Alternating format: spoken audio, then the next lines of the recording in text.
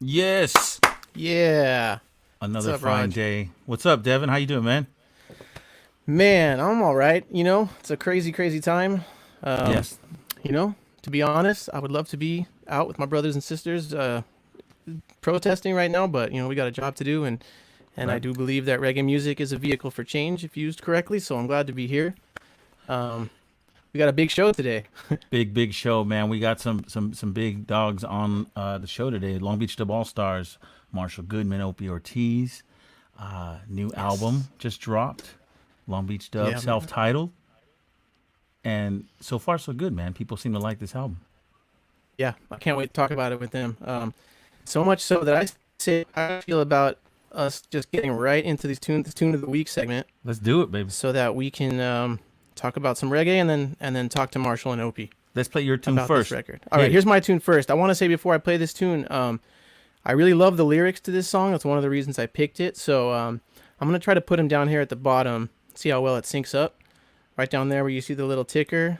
Um, but this is a song of heartbreak, and it felt appropriate for me. I picked this before I knew what was gonna be going on this week, but it seems like an appropriate song. So here we go.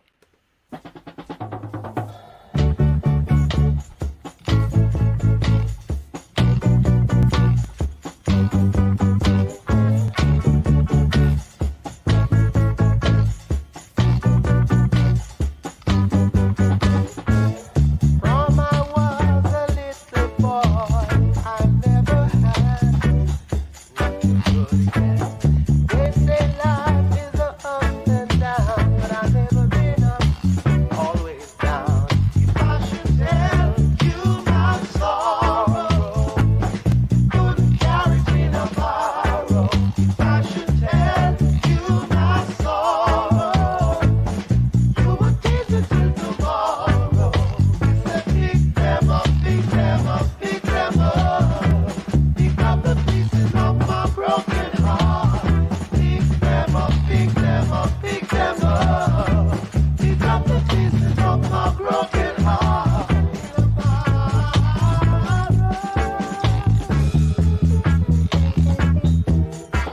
In my own way, I've tried along. Tribulation, separation. No, I won't give up. I will always be around. If I should tell you my sorrow, you couldn't push it in a barrow. If I should tell you my sorrow, you would take me till tomorrow. Pick them up, pick them up, pick them up. Big Yes. tune, man. So Big that is tune. a tune called "Pick Them Up" by Ernest Wilson. Ernest Wilson was a founding member of the Clarendonians, a classic Jamaican rocksteady group that Freddie McGregor was in. Um, as a little kid, you can hear Freddie with his little child's voice. It's pretty amazing. They've got some great Studio One recordings, but that one has always stood out to me. One, for the lyrics, because it's just, for some reason, just in any genre, songs of really heartfelt, really honest heartbreak in the lyrics really just appeal to me when people are, this is kind of cheesy, but when people are so vulnerable and just Mm-hmm. put their sadness out there, those songs always appeal to me. And he's just saying, from the time I was a little boy, I never had anything, and they say life is up and down, but I've never known up, only down. And it's just, it always hits me hard. And then that rhythm, I just think it's so beautifully done. Studio One has the perfect ambience for those kind of sad songs to me, because it's got Right. that warm, reverb ambience, and Yeah. it's just like one of those rhythms that I don't really know what else to compare it to. It's like it's a roots groove and kind of steppersy, but I don't even know how to describe it. It's just got this thing to it that I don't hear in many other tunes. So, I know we just played a little small snippet of it, but everyone go to the reggaepodclash.com and you can hear the whole thing in full. It might be down by now, right? So you can just go to YouTube and check it Right. out. Yeah, check it out on YouTube, man. You Yeah. you nailed it on the head. I think a lot of songwriters sometimes try to find that passion when they're writing a song. And so when you do feel strongly about something, in this case, you're right. It totally comes through in the song, his emotion. It makes the song that much more special, because you're not lying. It's just Hmm. pure honesty. And yeah, good pick, man, for sure. This next tune we're gonna listen to is by the Bleachers. It's called Ease Up. Wow.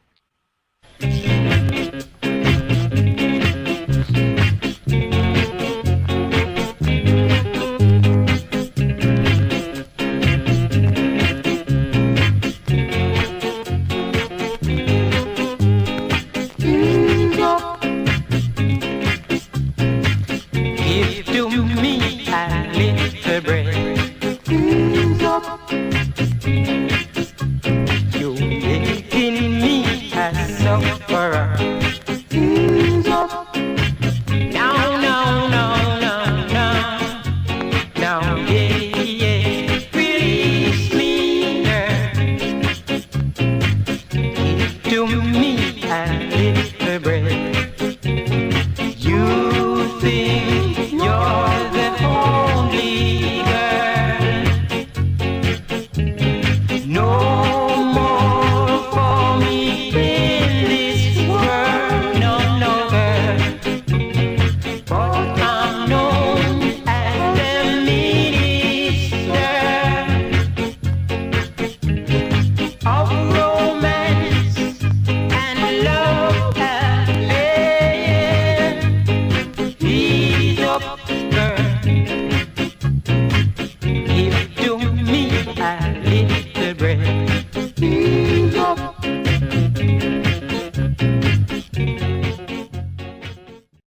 Ease Up by the Bleachers. That is a tune right there. As a matter of Man, fact, every that's so single good. song by the Bleachers is a tune. I think that's one of the few bands that I can say every single song I've heard from them is amazing. And I kid you not. I have not come across an actual album dedicated to the Bleachers. I remember when I was younger, I made a whole CD that had Bleachers, Leo Graham. There was enough tracks in there definitely to compile an album. Shoot, Right. I suggest going on YouTube, checking it out. They got Come Into My Parlor. You're going to feel it. Pound Get a Blow. Everything Get a for Blow. Your Fun. Adam and Eve. You know that one? That was the Yep. Lord made Adam. That was The heavy. Wailers covered it too, right? Yeah, yeah. Yeah. And they got this one tune called Ram You Hard, which is a very, very adult tune. And they actually credit it to, it says John Lennon and the Bleachers.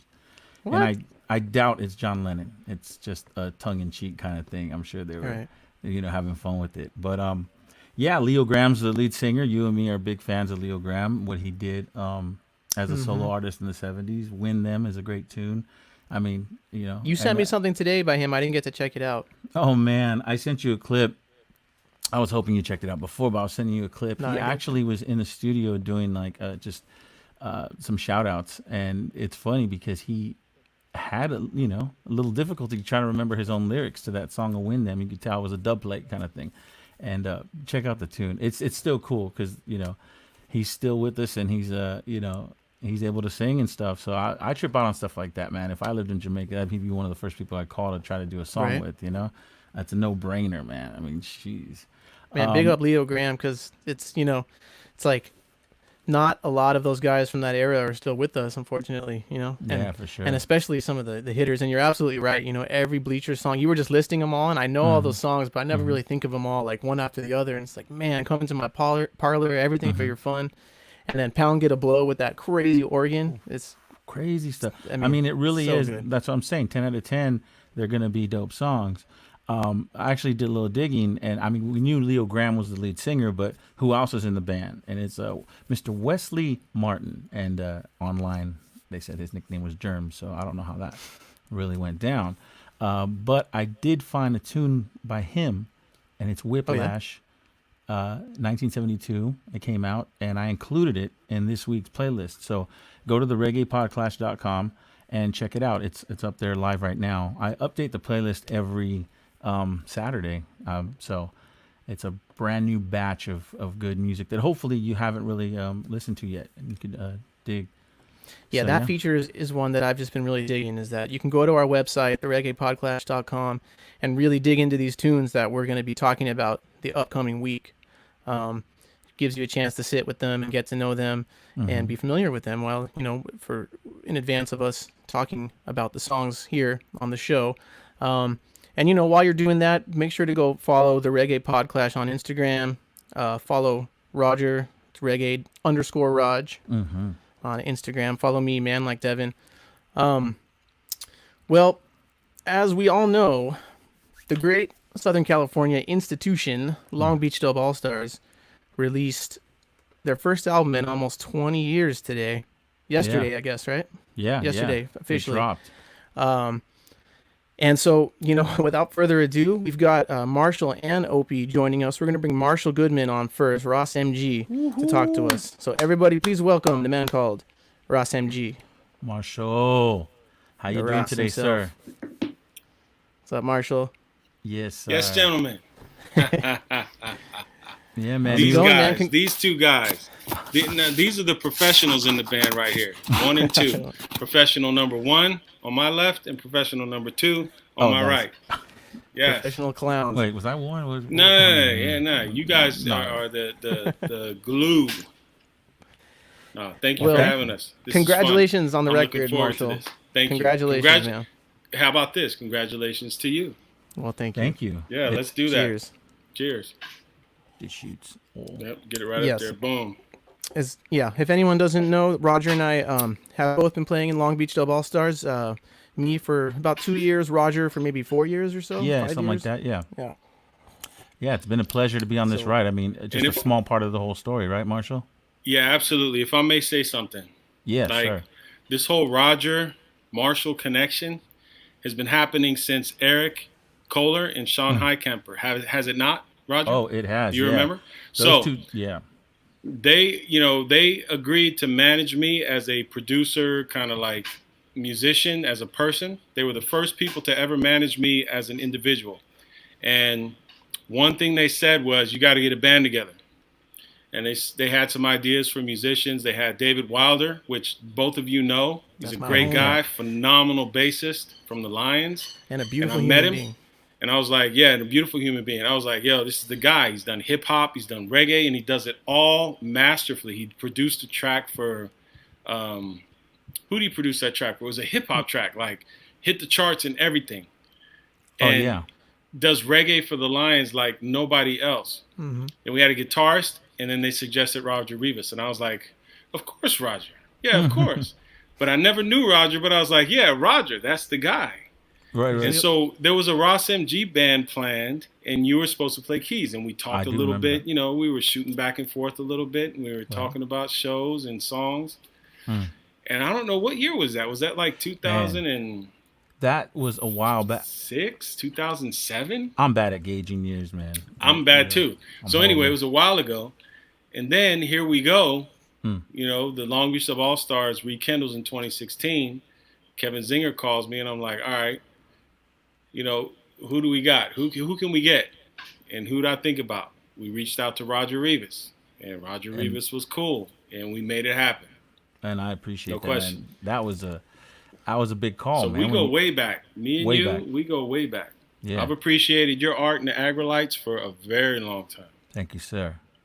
The Well, feeling's Roger doesn't mutual. care for you too much, Marshall. But I know, and that's fine. Honestly, that's a story. This is all a front. This is all a On the fake. road, when we've toured recently, you know, Oh. we've gotten into it. Man. You know, me and Roger, who's Have got you? the biggest head? You know, Oh, it's yeah. okay. Right now. And you win every time. I'm winning You every win every time. time. People have told me I got a big head, but you Oh, win man. every You're- time. You're the one with the hat on. See, I can't even fit That's these true. on I sometimes. got to hide mine because mine is huge. Oh, snap. Yeah. We have contests.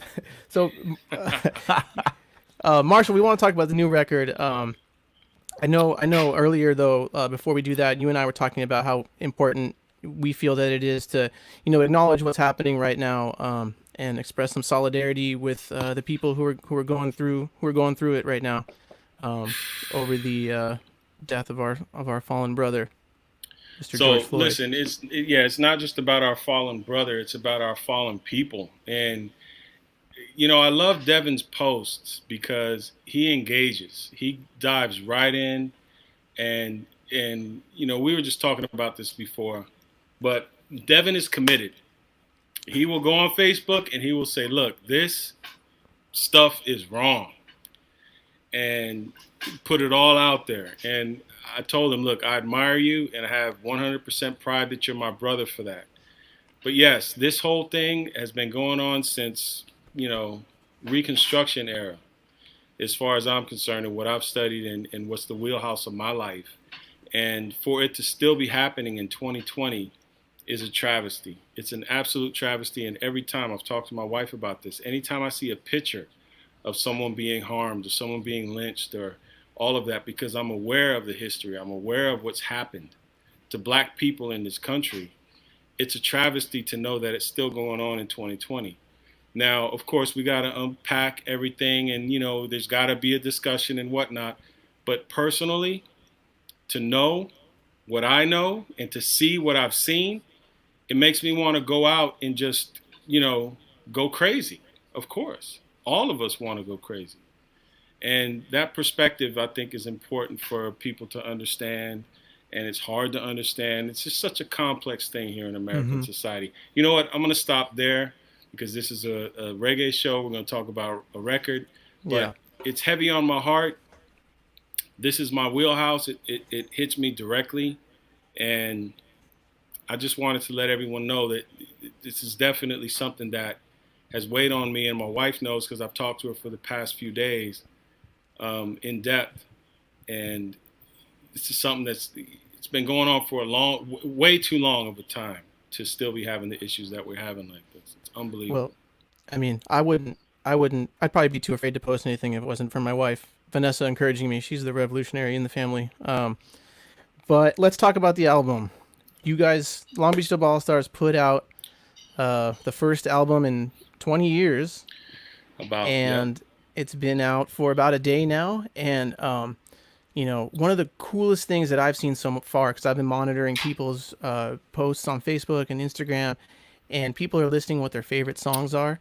And I've seen every song more than once make someone's list, which to me is one of the marks of a great album. So, congrats again. Congrats to you too. Man. I mean, this is us, man. Yeah, man. Thank you for that, though. Yeah. It was quite a labor of love to get this record done. And if we want to go back 30 years, when I started all this stuff, it'd be a whole long, answer that we agreed not to get involved with. But as far as this unit, I mean, to have you two guys involved, to have Tim involved, to have Jack Manis involved, to have, Metz from Tomorrow's Bad Seeds, Ed Campworth from Suburban Rhythm.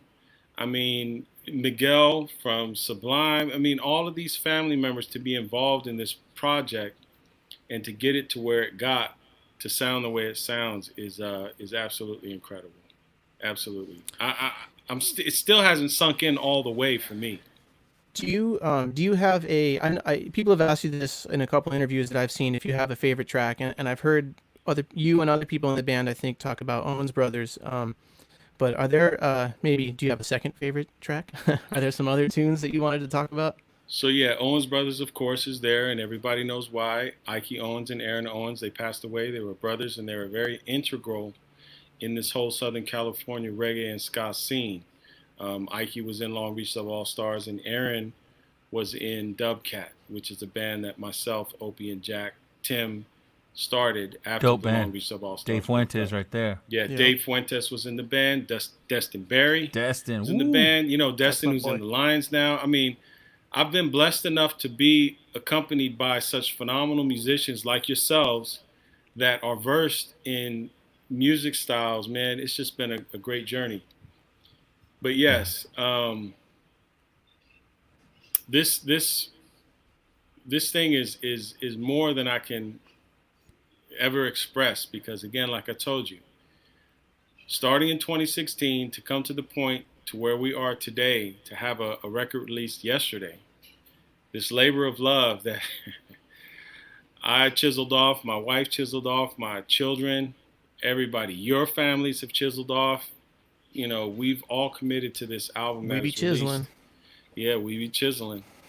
Yesterday is such a phenomenal accomplishment. It is. It kind of sneaked up a little bit, like, you know what I mean? Because of what we're going through right now and staying at home and whatnot. And you usually, when a new release gets coming out, you feel that energy, because you're playing shows that leading up to it. You're having rehearsals, maybe more interviews in person with people. And for me, it was like, oh, shoot, it's here. And this big explosion happened. And I was telling Devin, Marshall, that like it's kind of cool because I didn't really listen to the album since we were in the phase of, you know, having to listen to the mixes and finalizing all that. Right. And it's really cool to approach it like that because then it becomes fresh to a certain extent. And so I remember like it was that night it got released and it was like just banging it, man. Put it up on, you know, volume all the way up, and I was really Yeah, I stoked. listened to it today, just right before this interview. I was Yeah. over at my good friend Eric Venezuela's house, who's the Eric? coach of the Long Beach State Dirtbags baseball Dirtbags? team, right? Dirtbags? And he hooks me up with all my gear, right? See this Mm. here, this hat, this all this. Look, I got everything he gave me today. Let me get it over Dang. here so you can see it. Yeah, right there. We got all kind of stylish stuff, right? I got, man, he gave me unlimited stuff. They're sponsored by Dang. Nike. Look, that's a blackout joint, Yeah. right? We got That's this fresh. joint. Yeah. You better not see that on okay. Craigslist later. Yeah. No. You're gonna see it on my head. Like a few of these you've seen Right. because I represent. That's Yes, my sir. school, Long Beach State, Cal State Mhm. Long Beach. And Eric is the coach now for the baseball team, and that's my man. So we were hanging out, we were talking about this thing, Mm-hmm. and it's surreal for me to fathom the effect that this thing that I've been involved with has affected people. And Eric is one of them.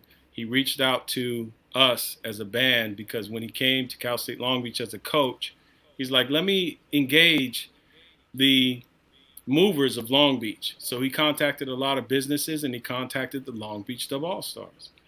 And so there's a link and an interaction that him and I have that we're trying to promote both his team and the band and this whole culmination of Long Beach where there's so much that has happened here. And we're trying to promote that. You know, there's Snoop Dogg, there's Warren G, there's all kinds of people coming out of Long Beach. Mm-hmm. But anyway, there you go. That's Well, cool you- because we Go ahead, won't go Raj. for it then. No, All right, you go well, for it. because I was mean to ask him this, and he kind of brought it up because I wanted to, you know, hear it from the horse's mouth. There's so many cool acts and musical artists and albums that came out of Long Beach, and for me, it almost seems like it's this bubble of dopeness that when you say Long Beach, you know, and you're an artist, musical artist from Long Beach, you're kind of already put on a pedestal, even if you haven't heard your music. There's just something to it. It's like, you know, saying you're a rapper out of Compton or something, whatever. You're a reggae artist out of this area, whatever the case is. Just because of the history Long Beach has with the artists to come out of there, you being infused in it your whole life, like, why is that? Do you notice anything different, you know, about the swag or like just the way musicians handle things over there? So Long Beach is the international city. Let me just start with that, right? That's the motto of the city. If you drive into Long Beach from Los Al or wherever else you're coming from that surrounds Long Beach, you'll see a big sign. It's light blue. It's got a picture of the Queen Mary, and it's the international city. And that has rung true for all of our lives. And so when we came up, there was the Bob Marley Fest, there was Fenders, there was Bogarts, there were all these different venues that had different styles of music. And it was almost like Long Beach was competing with LA to have this, you know, independent, individual character. So we had a lot of stuff going on in Long Beach, lots of different styles, man. From Snoop Dogg to Sublime to, you know, you name it. It was here in Long Beach, and it was being cultivated and listened to, and it was happening right here. So everything that we represent as the Long Beach Dub All-Stars is part of that international, is part of that. Everything you can imagine is going to be represented. Although this record that we just did is more focused on reggae and Studio One and kind of that rocker style and like, let's hone in on one thing, you're still going to find like many cultures, many points of views, many things happening in this record, which is a reflection of Long Beach being the international city. Wow. Yeah, man. You mentioned to me before we started that there were a few songs from the new album you wanted to make sure we touched on. Yes. I wrote them down. You said "Tell Me," "Easy," and "Higher Rank." You wanted to talk about those. So Tell Me and Easy I wanted to talk about because Roger sent. Okay. So when I got the call from Kevin Zinger asking if we want to get back together as the Long Beach Dub All-Stars and play this SRH 25th anniversary side stage at the Blazing Glory Festival I remember in that. 2016. I said, all right, yeah, I'll put the band back together.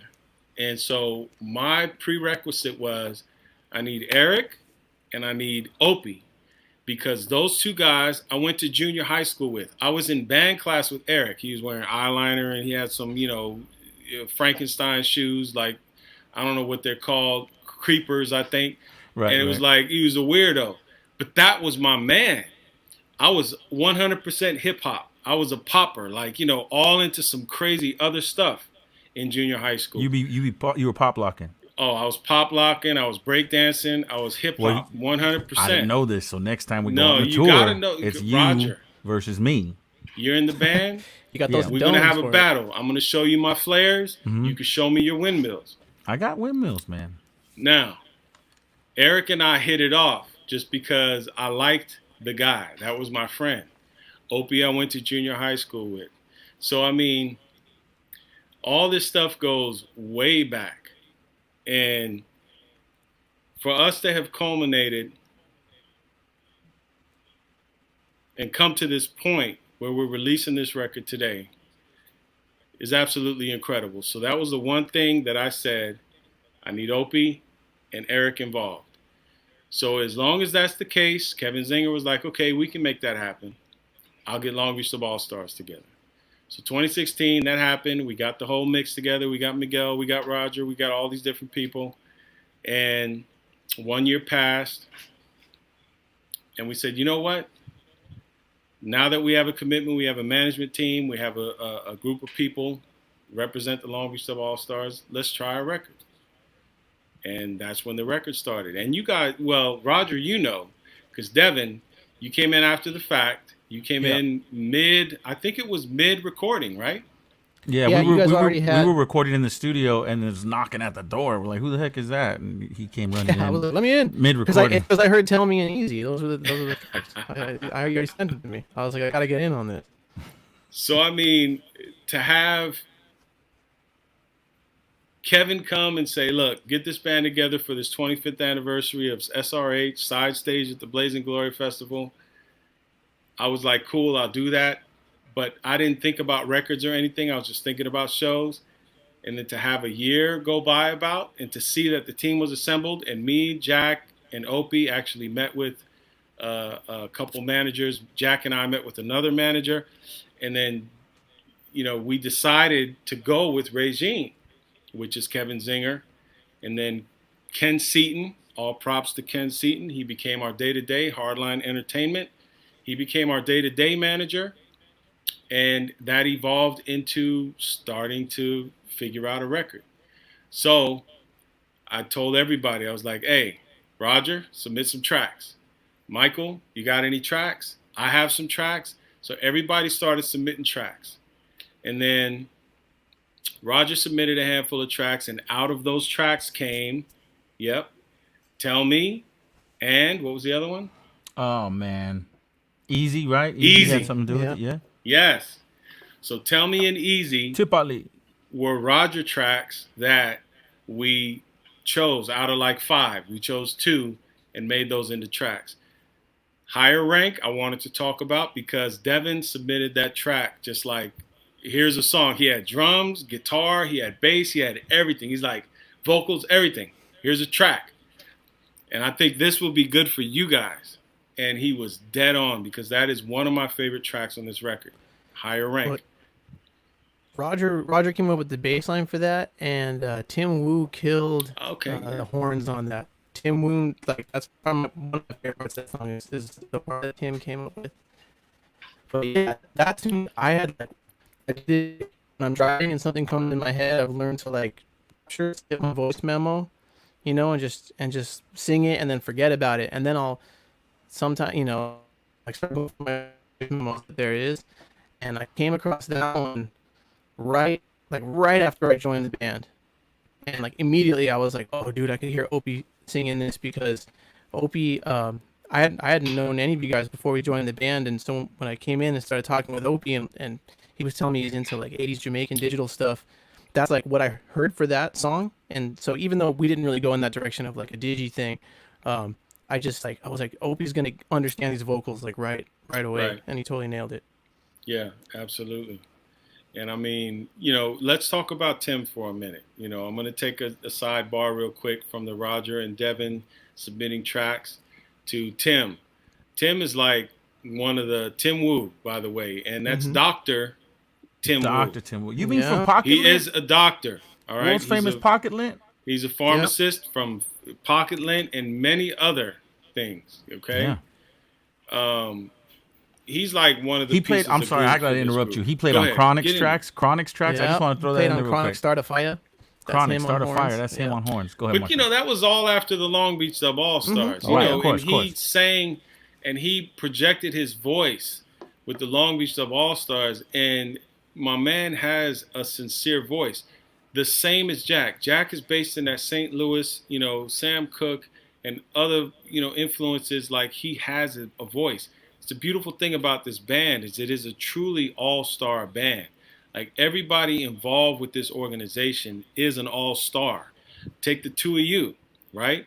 We've got the Agrolites. We've got the Expanders. Did I get that right? Yes. Yeah, you got that right. So let me tell you something. The name is tricky because there's another band that has a close name to that. When I first heard the Expanders, I heard an acoustic version of a song where there was some harmonizing going on, and I think that must have been you, your brother, and Cheekies, yes? It was just you three singing, harmonizing with acoustic guitars. Me and John Butcher and Cheekies, yeah. Okay, John Butcher, sorry. Yeah. Uh-huh. I heard that. Sean Heikemper played me that, and I was like, who are these kids? Like, this is dope. True all-star stuff. And then here we go, like, however many years later, Roger's like, hey, I got this guy Devin that can fill in. If Miguel's not available, if he's doing his own stuff, I got a guitarist. And now you're in this band. It's a true all-star lineup is the point that I'm trying to make. So, I mean, Tim Wu is no question. His melodies and harmonies have been like the glue and a sincere staple of this whole organization. Because as you recognize, those melodies that man comes up with are no joke. As Chronic's recognized, as so many other artists recognized, Tim Wu, Dr. Wu, Dr. Wu. his melodies are phenomenal. No question. True all-star band. I couldn't be prouder. That's so true. agree. I when I listen to the album, every single time Tim comes in, it is a great line. It adds to the song, hands down. It just is what it is. Hands It's like, down.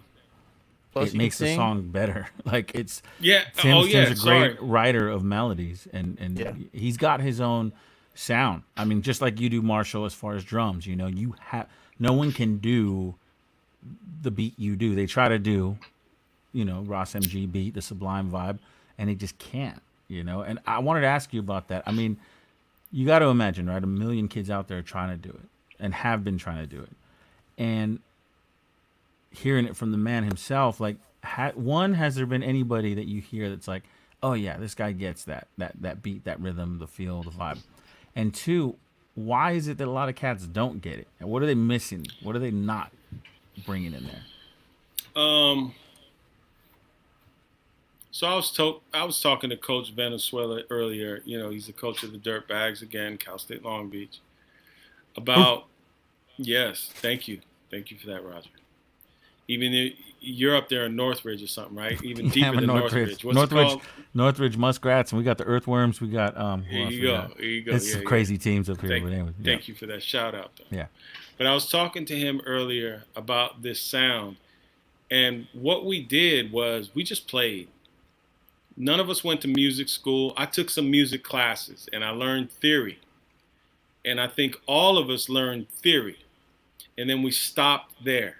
So we didn't go to Berkeley. We didn't continue on to some art school or go to art school in junior high and high school.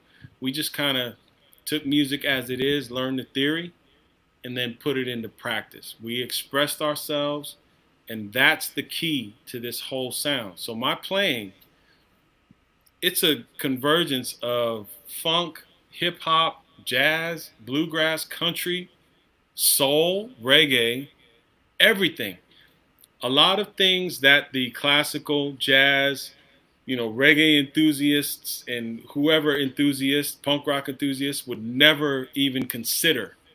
This band, Sublime Long Beach Sub Allstars, was that band that said, F all that. Let's just play. Let's just play some music, right? And I think Opie as a frontman puts that across so beautifully. Not versed, not this, not, all took lessons and whatnot, but he just goes. He just shows you what he's got. And it's the energy, it's what music is for, is to communicate an emotion through this platform. I need to say something to you, and I'm going to use this platform to say it. That's basically what Sublime and Long Beach Sub Allstars has been and is about. So we were blessed to have talent. I thank God for that. Bradley, Bud, Eric, and all of the Long Beach Sub Allstars. Thank God for the talent that we've been blessed with. But we weren't so focused on the articulate musicianship of it. We were more focused on just speaking. Just speak. What do you got to say? And again, we may have had a directive on this record of reggae rock. That's what we talked about, Studio One. But still, it's got that tinge of just play, just talk, just communicate. Well, that was, going into the studio, I was part of the second half of the record, and I've told you this before, but one of the things I was so impressed by, just by the band as a whole, was how quick the session was. And usually, to me, a quick session means like sloppy, but we didn't need more than one or two takes. The whole band just went in and nailed it like right away. I think we tracked all those 5 songs in like a few hours. It was insane. And like from the time when you got there and started setting up your drum set to like the first song being like recorded was like record time. I was like, whoa, all right, this is what we're doing. Let's do this. So 30 years ago, it was the same process. We played the songs outside the studio. We wrote the songs outside the studio. And we went in the studio and recorded the songs, right? So you just put your performance down. All the drums on 40 Ounce to Freedom are basically one take. Actually, I can say all the drums on 40 Ounces to Freedom that I played were one take. Nice. That was it. So there's some mistakes and whatnot. You may or may not pick up on them. But the emotion of what we had was already established, and we just expressed it. So that's been my strategy, because I did that when I was 19. Here I am 30 years later. Or back then it was 29 years later when we did our record. Practice before you get into the spot. And I remember you, Roger, saying that some of our demos sounded better than the tracks that we ended up with when we went in with Cameron. So what I tried to do was get it to where the tracks we did with Cameron sounded more like the demos, because again, like you said, the demo sounded more energetic. It had more life. It had more of that realness. And that's always been our strategy. It's rough, right? Because there's a thing called like demoitis that I know bands do go through. Me working with a bunch of bands, I know it. It's from an outside perspective, the demos haven't, matured or blossomed yet. And the end product in the studio will be better. But the demoitis kicks in when you're so used to hearing the demo over and over, and you're like, I'm married to this. I'm attached to this. Don't take it away from me. And then it starts getting, you go in the studio and something different, and yada, yada, yada. But that does take a commitment. Yeah. Yeah. And plus the demo is often so fresh, off of the writing of the song, that it includes, it captures that energy that to me never really comes back. Right when you write a song and you're like, oh, I like this song. Like right when you have that moment, like this is brand new and I really like it. That feeling of like, this is the best song I've ever been part of doesn't last like for too long, It's like a week later, 2 weeks later, 3 weeks later, you're like, all right, next. And then you got to go back 3 years later and like try to record this, and you forget, oh shit, no one's heard this yet. Like this is going to be the version we're recording now. That is what this song is moving forward. And it's, it's hard to like remanufacture that energy. So that's that's why there's all kinds of different ways to record, no one way, but there's something to be said for writing songs in the studio for that reason. Capture that True. that super True. enthusiastic. It energy. goes both ways, right? Because we've Yeah. been there. We've written songs in the studio, and then as you hear the song and start playing it more and more, it's already recorded, signed, sealed, delivered, and you've already matured on it, and you're like, wow, I wish I would have recorded this now because we added certain parts or it got locked in better. And so, yeah, I guess the magic is hard. If it was a clear equation to get there, we'd all be trying it, but it is what it is. Right. Yeah, but this record, I mean, the demos, I mean, a lot of them started just right here, right on this system, right here. Mhm. This is where everything kind of conglomerated. And from there, we stretched out. I tracked a lot of the drums right here, for easy. And the demos were one thing, but then we went in with Cameron to Maple Studio, right? Santa Ana. Yeah. And we retracked everything. The same thing that I played right here, the same demos that we created, we retracked everything. And yes, we had that demo-itis, like we were familiar and we wanted that same thing that we felt. But I think we did a pretty good job of recreating everything. And, I do. Yeah. I really do. Yeah. Because I heard all those demos you guys were giving to me when I came in. They weren't, the studio versions weren't recorded, and you guys were like, learn these tunes. We're gonna go Right. record them. And I mean, I love the way I love the way everything turned out. I think Easy especially. I remember that whole song, recording that, and just like right from the beginning, thinking like, yes, we got like the groove here is right. We're doing this right. Yeah, Easy And Cameron, took a lot of different phases. But yeah, go ahead on Cameron. I was just gonna say, I've got more to say about that. We'll talk to Opie about him, but yeah, like I never worked with him before. I know he's a very accomplished producer, and one thing that I really dug about his approach was the way he just got to keep moving in a very productive way through each tune. And I remember sitting, we were all in our different little areas, and I was sitting there in the control room playing guitar with Cameron right there, and it just felt very I felt very safe. I was like, okay, he knows what he's doing. Like we're gonna So, nail this. Like Let he me gave me a phaser for that. If you listen to the guitar on that, because it starts with just drums and guitar, that phaser that's on it, that's one that he was like, you know what, you should try this, and he like went and got this thing, and he hooked it up for me, and we dialed it in, and just boom, it was like 5 minutes between him having the idea and grabbing the pedal and plugging it in, dialing it in, and then me laying down, us all laying down the parts. Cameron Webb, I mean, I can't say enough about the man. So it was a push and pull between him and I. All of you know, well, you and the band know, and my family and friends know, that I'm not an easy guy to get along with. Like, I have a vision, and when I have that vision, it's like I get locked in sometimes, get a little stubborn, get a little difficult, get a little crass, can be a little temperamental, can be a little aggressive. Like, you guys know that. Right? I mean, you're cool. Yeah. Look at Roger. See, he's trying to 'Cause keep I'm it like, political, but no, you let not it at little all. out. You had one too difficult many to deal adjectives with. there. I can't let you get away with too many bad Yeah, adjectives okay, on all right. yourself. When you got to crass, I'm like, now you gotta hold on there, Buster. You better wait one gosh darn minute. I've known Cameron or have heard of Cameron from previous projects. And so for his criteria, what he was known for, I said, this guy's perfect for this gig. So we met at the Compound Studio, and Antoine, much respect, the Compound Studio in Long Beach. That's where we rehearsed a lot. You guys know that. That's a great And studio. it's a great studio to record. It's a great studio. The It's a vibe great is- engineer. yeah. The vibe is phenomenal. So Cameron came out there. He talked with us. He kind of got an idea of what we were trying to do. And Cameron really did. He's phenomenal at what he does. He's no question engineer, producer. He comes up with some great ideas. But again, with him and I, there was a little push and pull because there's this thread of continuity that I was trying to bring from 30 years ago, from the days where I was doing one-track recordings, right, with Sublime, to now. Like, I was trying to bring that all the way through. He wasn't there. He didn't understand what was happening. So there was this little conflict that was happening. But that conflict, every single Long Beach Dub Allstars record you're going to hear has had that level of conflict. There's always been bumping of heads. No this way, no that way. You guys got big heads, dude. it should be this way, it should be that way. And that happened with this record.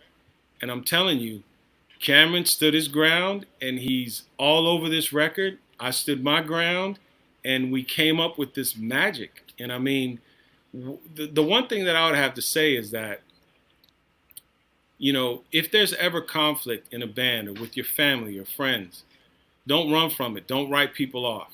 You know, that's part of that love. That's part of that relationship. And Opie and I, it's an example. I don't know if any of you were in Las Vegas, and you'll know what I'm talking about when I refer to that. But there's this thing that happens. You know, you fight and you get along. You create, you make magic, and you fight and you make magic. And for some reason, that's been like this continual trend in the Long Beach Sub All-Stars. And it's on every single record that you're going to hear, including this one. I think in bands, you know, you get a group of people that are so passionate about something to the point where they're ready to commit the insanely ridiculous act of being a professional musician, you know, that level of craziness. Exactly. So you get those people together, and, you know, it's just everyone's going to fight for their ideas. And, Yes. you know, you get anyone by themselves and they want to say all the right things. I mean, I'm talking about myself here about, you know, I'm very open-minded, and I welcome too. all, Yeah. you know, I welcome all input on songs I write. But at the end of the day, I mean, that's a hard thing to do. You know what you want this song to be, and intellectually you tell yourself, you know, all my brothers in the band are great musicians and they have great input. But every time you see a little tweak coming, you're like, I don't know about that one. Right, Not that tweak, exactly, you know? exactly. And, you know, but then how often do you compromise in the moment just for the sake of compromise, and then look back later and be like, no, that was right. They were right about that. Like, that was good. You know, it happens all the time, and it's part of Man. it. That, exactly, Devin. That's that push and pull that has happened on every single Long Beach Sub All-Stars record. And we're writing right now for the next record. You guys, I put you to task to write. yeah. You're writing, right? I'm writing. Right here. I'm writing. Roger? I got this next song. You want to hear it? Okay, because I know Jack has a song. Jack's the only one so far that has told me snap. he has a song ready. Oh, man. You guys have songs ready? I got millions on deck. What do you? All right. No. So that push and pull I can't express it enough. It's been such a continual part of this Long Beach Dub All-Stars expression. But that's the beauty, because the emotion that's created from so many different perspectives. You know, you hear one thing, this is your baby, but then somebody else has a little input on it. Yeah, ho. Don't touch But my baby. you have to, right? You have to allow it to come in and then sway it this way a little and sway it that way a little. That is this record right here, and it's pretty much every other Long Beach Sub All-Stars record. It's beautiful.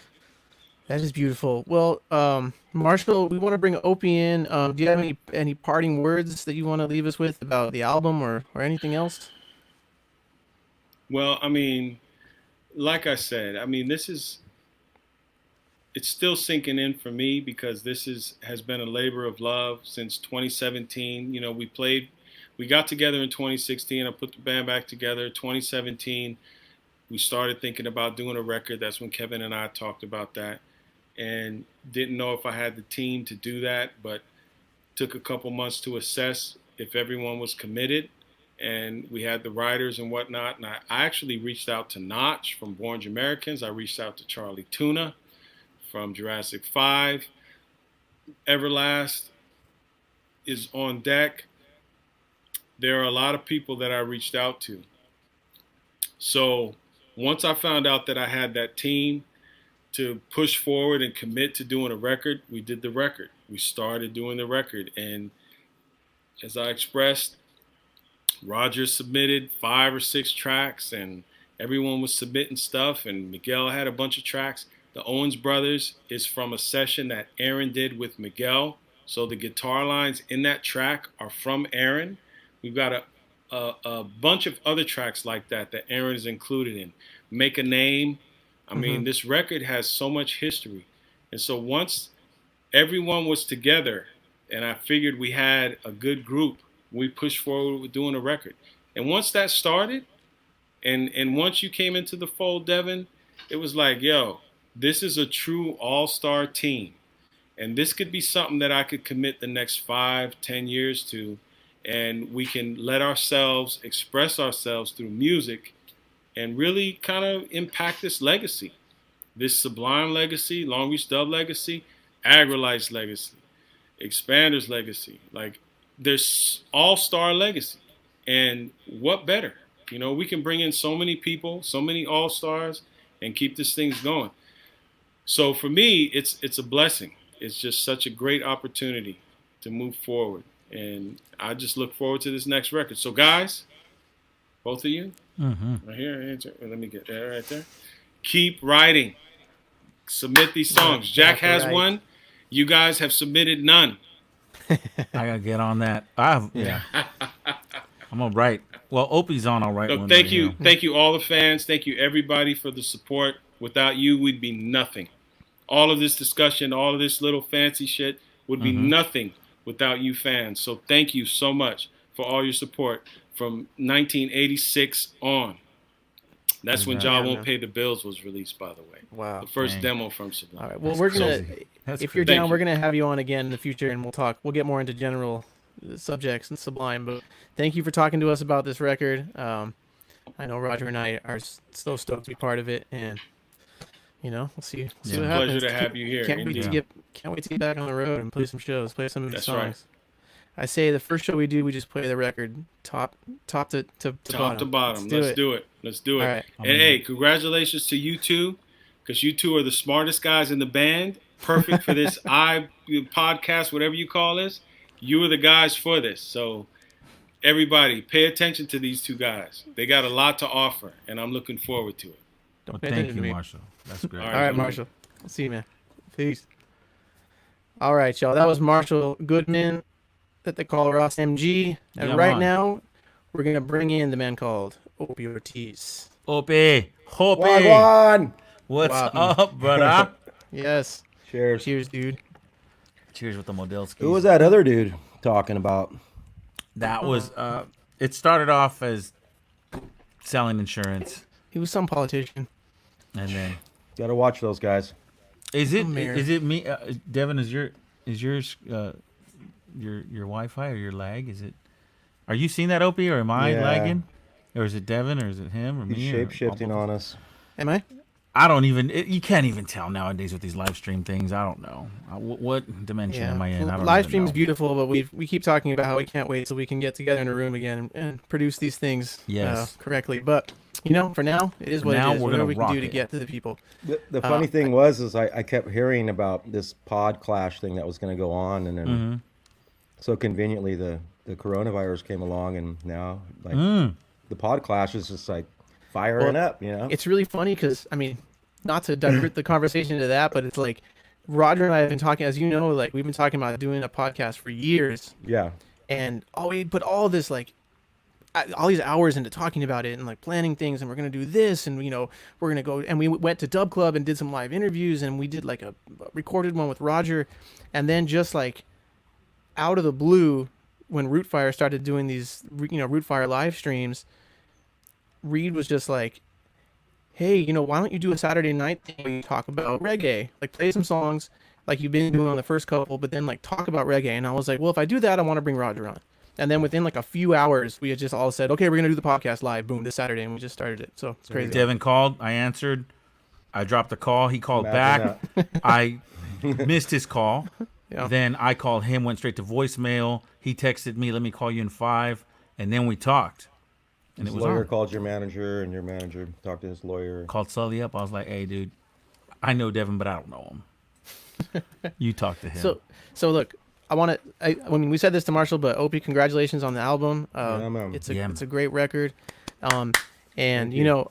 I know that you wrote the vast majority of the lyrics for this record. And so I wanted to ask you about that. Like, what was that process like for you? I know, probably different for different songs, but how did that feel? Just kind of having lyrical control for the most part over a record like this. It was pretty stressful. Once I kind of like took on the challenge to like say, yeah, we're gonna do an album, and I just kind of like started compiling ideas. Like I think the first 5 were. Correct me if I'm wrong. One of them or 2 of them were Roger's songs. I think so, based off what Yeah. Marshall was saying Yeah. too. I think Tell me an easy, yeah. I think Easy was written like the chorus was written the first time I heard the track, and then Roger was like, "Oh, you got something," and I like kind of spit it, and then he was like, "Oh, that sounds killer." Mm-hmm. So then we kind of that song took a little bit more to make because I think we had Moyes came in and write with that one. Tim wrote a lot on that one, but yeah, I mean those some of them seem to go real quick, like you were saying, Devin. Like it seemed like a couple hours. We were in the studio and then we had a lot done. But I think it's because we were like working really hard pre-production wise, like getting it all ready and then going in and then I think Right. the first five were like boom, done. And then we were like, oh, we need five more, or more if we can. So then that was like another process of like figuring out what we had done and then what we had to work on. Mm-hmm. Yeah, it was crazy, right? It was like a songwriting phase one and then songwriting phase two, like two different movies, and then Devin joined in. You were the secret character on the second movie there. Yeah. And when I still hear those songs, I can't help but kind of separate it that way too, because even with members or different people playing on different tracks, it's just different times. So you do hear a little shift. I always am like, oh, okay, cool. We recorded that first, and then like months later we recorded this. Yeah, man. And then now Oh, it's out. don't get me wrong. There were definite times of when we were like working with Cameron, who we never worked with before, and he has his vision and everything like that. Right. And then like I was hearing some of the mixes, and I was just like, oh hell no! Right. Like I was like seriously like about to lose my mind. Like, Yeah. and then I found out later like Cameron didn't even go into our Dropbox to listen to the tracks that we had like Oh, sent to is that him. what it was? Like, yeah, he Yeah. had no idea what we were doing.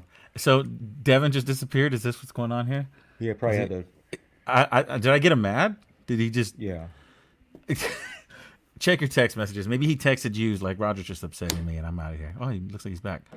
Um, yeah, the process it was a great one. What's I up, felt Dev? that I I don't felt know. like the first five were like we nailed them so hard, and then it was like the second part was kind of like, man, it just felt like time was ticking like crazy. Like there was times where I was like had to be there and didn't want to be there, but like I felt like it was better that I was there for like morale or it was just like weird issues like that, and like and dealing with someone that you don't really know, like Cameron, and you're like, this is like your not like this is like your life's work, and he's Right. like telling you, oh, that's good, but what are you saying, like, and you're just like, what fool? You know what I mean? Like, I sit back and I go, because look at, okay, and I'm not making it about me, but from my perspective, you have yourself, you have Marshall, you have Tim, Jack, and Ed was with the band, for a while, yeah, even before I jumped in. So you have all these guys that are used to working with each other and used to, in some cases, like, obviously you guys been there since day one, so writing with each other, and this process has already gone on a couple times. yeah, So it's like, where do you find your place? And I did a lot of just going with the flow and seeing how individually you guys write songs and record an album, and then collectively. And I really never been a part of anything like that, because there's this honesty, just like you said right now, just like Marshall, when Marshall was on, it's like there's no making it seem all nice. It's like, okay, this was the bump in the road we had, this is yeah. the whatever. Sometimes it turns into war. You know what I mean? Yeah. And you have to realize that you're warring with your brothers for the cause of something good. Right. Like if you have, like Devin said, like if you have like a feeling about how the song should be, like don't you should tell your brothers like this is my vision. Hmm. Like I had a huge vision of this song being really organic, you know what I mean? And I pushed that to the point of like my like everybody knew like there wasn't going to be any like synthesizers or wild shit on this album. So it's like kind of that kind of like sets the parameters of what we're going to do. Do you feel that because like I remember going over your house a couple times, to just kind of brainstorm on stuff and get the songs rolling and stuff like that. But like Devin said, I mean, a lot of these are your babies, and you, the lyrical content, you're the author of all this stuff. And my question to you and all the people out there is, even though they're all your kids and your children, is there what lyrics on this album do you feel like the closest to, and do you feel like the most proud of? And you're like, look, you know. I don't know. They're all kind of like different. They're all like the different babies, you know. The ones that took like the most time, I would say, those are the ones that I'm most proud of because it kind of like it almost killed me, you know, to finish a song almost, you know, like mentally. Mm-hmm. But there were songs that just kind of like happened, you know what I mean? Like a Dream was like that. Dream, I woke up. My mom had recently passed from cancer, and it was like very hard on me and my brother and my family, and I just had like this dream, and she was in my dream, and I was like crying, like fully, like full blown, like crying, like out of control, and then I woke up, and then that morning, that's what came out. That song "Dream" just poured out of me. Yeah, it's a great tune, man. Yeah, that's one of my favorites. Yeah, I was talking to Devin about that too when the album came out. We were just chatting about that one But then specifically. there's like, I mean, like Youth. I mean, Devin knows the part about Youth. Youth was, it wasn't going to be on the album unless we really like pushed it to finishing point. Jack had got it to a point where it was like, it was great structure and everything. It was like a great song, but he just was like tired of the lyrics that he had written. So, Hmm. and one day we just came in and I used a chorus that my little brother Filiano had came up with like Shout out years to ago. Filiano, yeah. Yeah, Hmm. years ago. And I was like, I had hit him up because I love that chorus so much, and I hit him up like a month before that, and I was like, hey, I think we should use that chorus, you know. And it just so happened that I was thinking about that chorus, listening to the track, driving to the studio to go record, you know, the last song on our album, and it worked. Devin was there, helped out. Ed was there, helped out. You know, it was like Hmm. a just a magic kind of, you know, like make a salad real quick. That song, man. Since you guys are all on the honesty level, dude, I remember we rehearsed at the seven, Don't. whatever it's called or whatever the seven, Hmm. and it was the day before or maybe 2 days leading up to recording that. Right, Jack wrote beautiful song composition, and I felt like we're at rehearsal and we're getting it going and we're gonna go in the studio and we're gonna do it and it was Yeah. great. And then we went in the studio. I remember we laid down whatever, maybe 30-40% of it, and then Jack came in. Maybe he got off work, and he was just like, I don't know, you know, because I mean it's his baby, and he wrote the song, but it wasn't this. I I wasn't think expecting that. I was expecting like, okay, cool, let's move forward on it. And then I remember going like, oh man, like kind of deflated, but at the same time, I was like, I get it because you know, I see Jack as like, okay, cool, we got to. It's kind of a not perfectionist, but he wants it done right, not just like you know mediocre. And so, like you said, I think it was the day after, or maybe 2 days after. I wasn't there, but Ed came in and Devin came in, and then you guys just knocked it out of the park. And wow, that's one. That's I don't know, man. That That song is different from everything else on the yeah. album. Me too. That's maybe my favorite song just for that reason, just for the process of the whole thing, just from what you said about Jack bringing a song to to him saying like, well, I'm not so sure I'm so in love with it that I want it on the album, and then we were gonna scrap it, and I remember Cameron that. was the one who was like, you guys can't scrap Cameron this was, song. yeah. He was like, and Yeah. I remember we were all kind of frustrated by that. We were like, but we want to, like, we don't want to work hard on this song, like we don't want to do this, and he was like, nope, you guys are coming in tomorrow.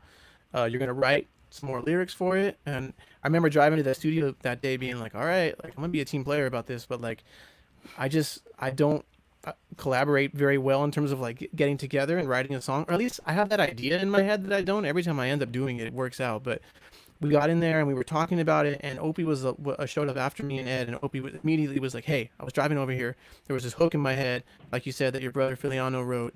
He's like, do you guys think this would work? And we were like, yeah, go, throw it on. And just from there, it was like, boom, he did that. And we were like, oh, wait a minute, now this is something totally new. This is like super fire. I remember like trying to come up with some melodies for the verse.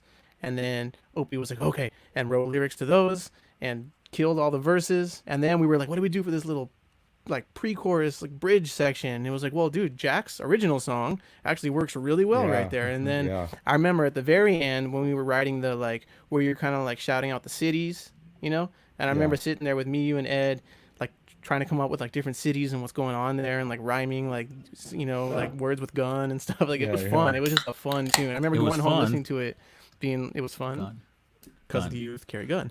And yeah, ladies and remember gentlemen, just if you don't know what we're stoked talking on it. about, go check out the album. It's on Spotify. It's everywhere you can Yes. possibly get it. Self-titled Long Beach Dub All-Stars new album. That song that we've been talking about right now is Youth. And Yeah. we are so excited about it. And that's why we're talking about this album all day today. And yeah. I'll finish that up though. You guys did all that, and I think it was Devin. You're like, check it out. This is what we did. And I was just blown. I was like, whoa, dude! It went from like a song that wasn't gonna be used to like one of the heaviest songs on the album. So Yeah, yeah, hats and that's off what was to- cool Funny- about it. You know, it's a funny story about that was when we went to, I think, the Hurley Studios to track Tippa Lee. Tippa Lee, yeah. Big up Tippa Lee. We went to track him at the Hurley Studios, and we had played him Youth, and he was like, he was going off on it. He was like, man, that's the he knew, he was vibing You can out say to it. shit, yeah. And he was like, what song is that on the album? And I was like, oh, it's the last one. And he was like, I knew it. Like, he went on to tell me a story about how, like, so many great albums, like the last song is the one where, the artist was like, went back home and it was like sitting there and was like, oh, I'm going to call the studio back. I want to go do another song. And I forget what artist he was telling me about, but I think you told me it was Big Ship, right? By Freddie? Freddie McGregor. yeah, something like that. But he told me numerous stories of like the last song was like, the last one that they do in the studio was always like a big hit for some strange reason. Maybe it was forced, maybe it was you had to work with someone, maybe it was they were under time constraints or something like that. But I thought that was trippy. It might have something to do with having everyone around you, because like you second guess yourself so much when you write something, you come up with something and you're like stoked, and then you're like, is it really that good? And then you start analyzing it, and Yeah. you have people around you to be like, no, stop doing that. Like that's a dope Yeah. hook. Like go sing that right now. That's it. As So, like being an artist, might be I it. hate, like, I'm like my worst critic. I can do something and then I have to realize, like, don't give them your all, because that's something you say for yourself, like give them, a little bit, and usually that's enough to keep people going. But when you start giving your all, then you're like, maybe like Michael Jackson, trying to recreate Off the Wall or Thriller, just be happy with what you're creating and be creative, There was a once again, I think we were at the studio, the rehearsal spot, and I'm not sure if Devin was with us yet or not, but it was Tell Me, and it was like this organic. Tim, yourself, and Jack were just kind of. It seemed like on the spot, harmonizing for like the parts where it harmonizes. Yeah. And I remember at that phase, we were so like, okay, I know in my head I was thinking, oh, let's record this. I mean, just a phone. Grab a phone and record this. Yeah. Because a lot of times it's like, okay, you feel the magic. Everyone gets real stoked about it at that point. And then if you try to come back next rehearsal, it's like, oh, how was that again? And you kind of get it, and it's like mediocre, and you're like, we forgot it. Yeah. And I remember going, wow. In a weird way, I remember that second going, this is dope, and we're going to forget it. Yeah. And I might have been Ed. I think it's Ed. Ed was really good about this. Ed, Do you know what's- maybe recorded it or something. Do you know what's crazy about Tell Me is you told me, because I was like, I was just phrasing a horn line for Tim, and I was like, da da da da da da da da, and then you were like, that's the hook, and then I was like, why don't you tell me where you get your loving from? And you're like, no, that's the hook.